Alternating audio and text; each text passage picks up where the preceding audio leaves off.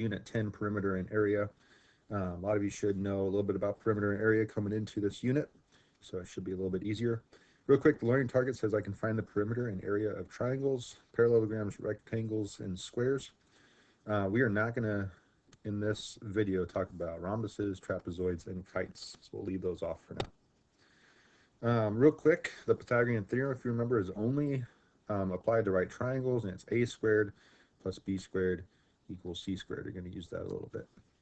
And then the other thing is that a base of a polygon is perpendicular to its height. So for example, on a triangle, this part is not the height. The height would be like the dotted line. Okay. All right. A couple formulas you need to know. You need to write some of these down on your notes. First off, a square has 4 congruent sides and all right angles. And the area formula for that is the side length squared. A rectangle has opposite sides of congruent angles, or congruent sides, all perpendicular angles, right angles, excuse me, and that's going to be area equals base times height. Parallelogram, again, the height is the dotted line here, so the area is also base times height. And then a triangle is 1/2 base times height. All right, so why or how is this true? If you think about a parallelogram, why is it that the area equals base times height?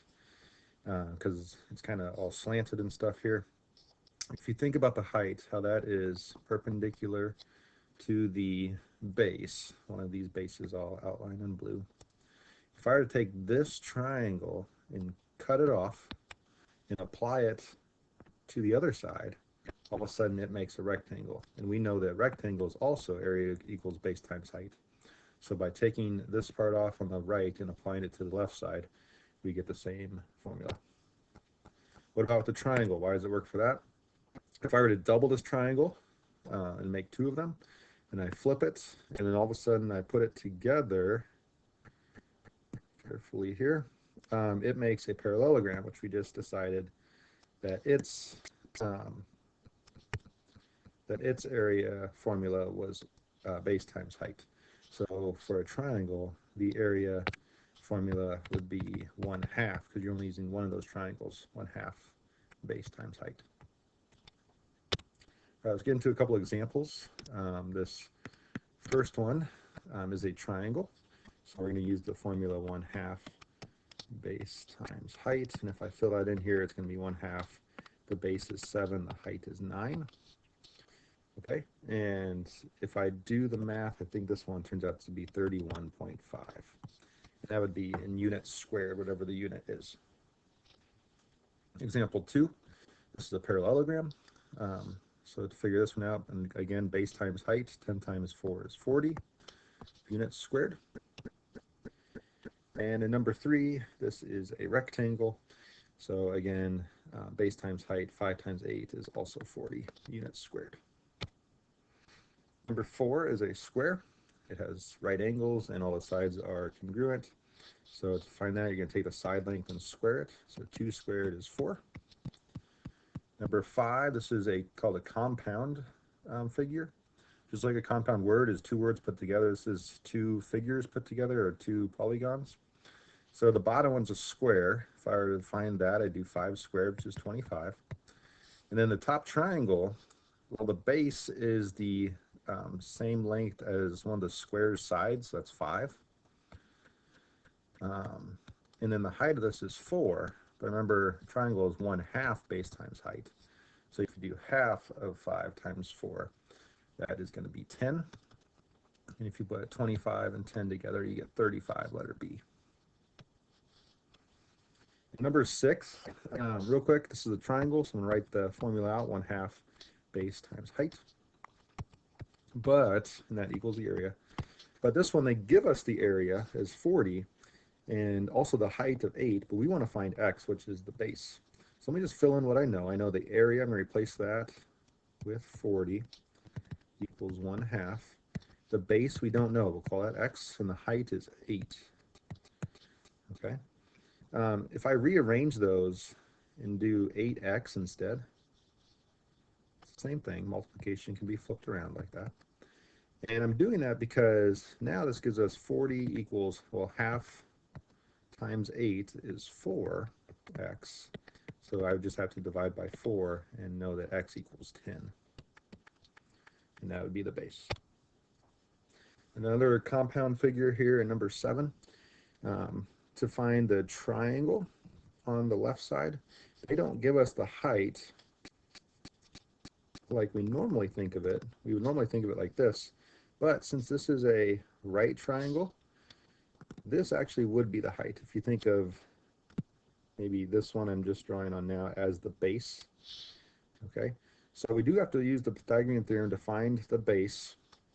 If this is our a squared, or b squared for the two legs of the right triangle, and this is the c squared. So I would to help me figure out how to use Pythagorean theorem to say 15 squared plus, just leave that as b squared. So I don't know, it equals, and then c squared, this is a square, or excuse me, a rectangle for the other shape. So its opposite side is 25, so c is also going to be 25. So 25 squared there. And if I work this out a little bit, this is 225 plus b squared equals 625.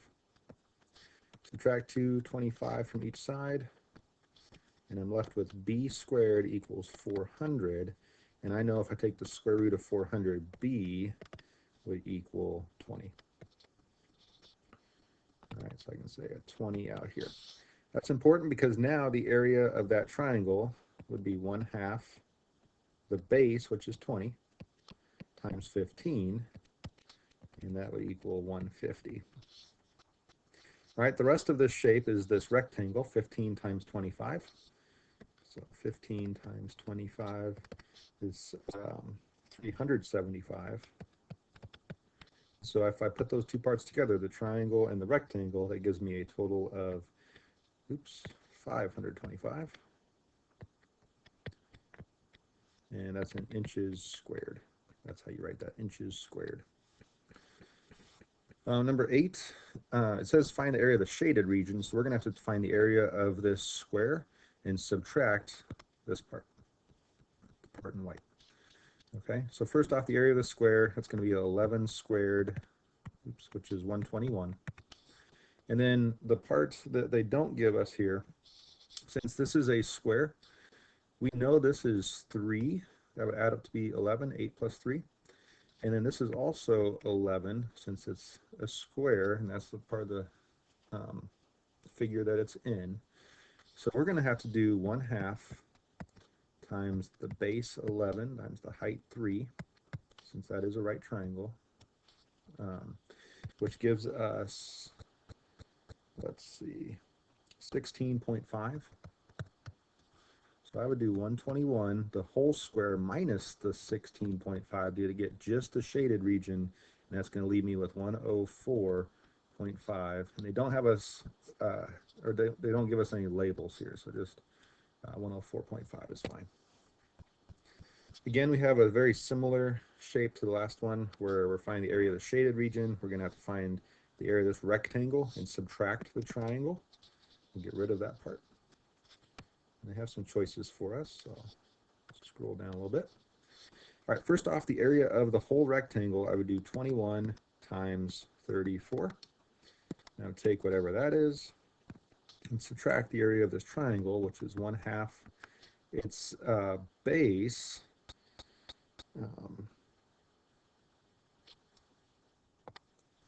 which is this part right here. We don't know. All right, so we're going to have to figure that out using the Pythagorean theorem. I do know, since this is a rectangle, that the hypotenuse of this right triangle is 34. So real quick, let's do the math there, and that would be a squared, we'll call 16, b squared, our base, 16 squared, plus b squared, I don't know, equals 34 squared.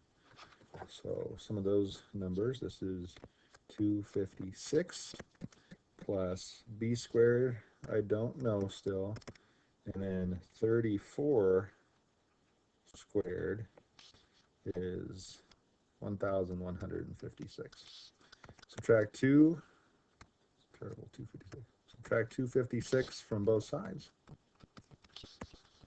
And we get b squared equals 900. And the square root of b squared, or excuse me, the square root of 900 then would be 30. So b equals 30 right there. Okay. So 1/2, if I go back to my formula, 1/2 the base, which is 30, and the height 16. And if I work this out, I think 21 times 34 is 714, minus half of 30 is 15, times 16 is 240. And if I do 714 and subtract that, that leaves me with the area of 474, which is letter B. All right, I will stop there. Your assignment will be online, and we'll see you in the next one.